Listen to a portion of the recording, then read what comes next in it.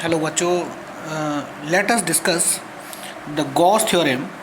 It is one of the important theorem as far as the CBSE syllabus is concerned. It is also stated as Gauss law. According to the theorem, it states that the theorem states the total electric flux passing through a closed Gaussian surface in free space is 1 upon epsilon naught times of total charge enclosed by it. Mathematically, we can write it as phi electric flux. We just represent the electric flux by the symbol phi. So phi is equal to the integral.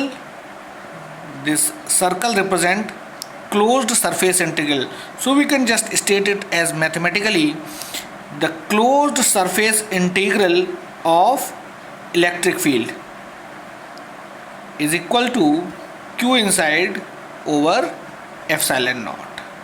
This expression is the mathematical representation, and we can just alternatively represent the Gauss theorem as the closed surface integral of electric field over closed Gaussian surface in free space is equal to the 1 upon epsilon naught times of charge enclosed. This is one of the important theorem for the CBSE syllabus.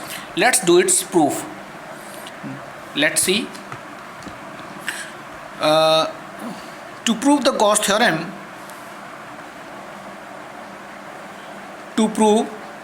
theorem, let us assume a spherical surface.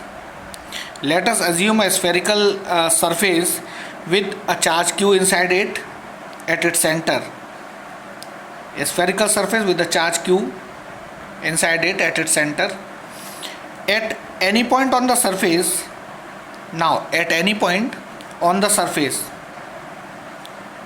the electric field due to the point charge would be E equal to Q upon 4 pi epsilon naught R square.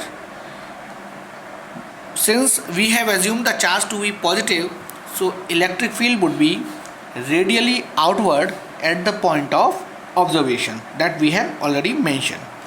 Okay, now let us assume an elementary surface in the vicinity of the point of observation, so that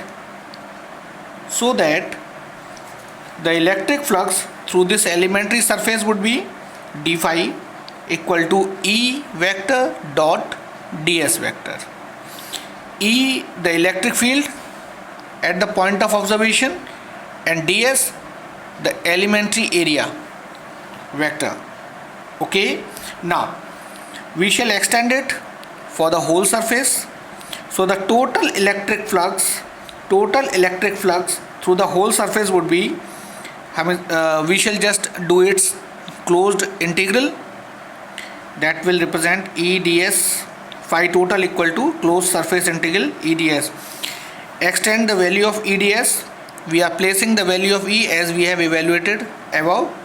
E equal to Q upon 4 pi epsilon naught R square R cap dot ds vector.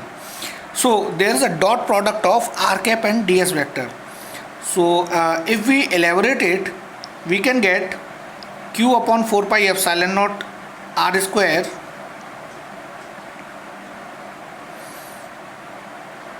R square R cap magnitude, ds magnitude, and cos 0. Why the cos 0? Well, the angle is 0 because the electric field, the direction of electric field and the area vector are in same direction. Let's continue further. So we have relation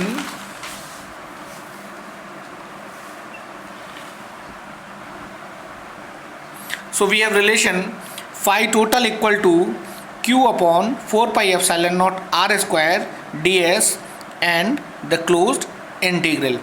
The value of r cap magnitude is 1. So q upon 4 pi epsilon naught being constant over the surface, so it will be taken out of the integral sign and we shall just integrate only the ds. So for the closed surface, integral of ds would be 4 pi r square.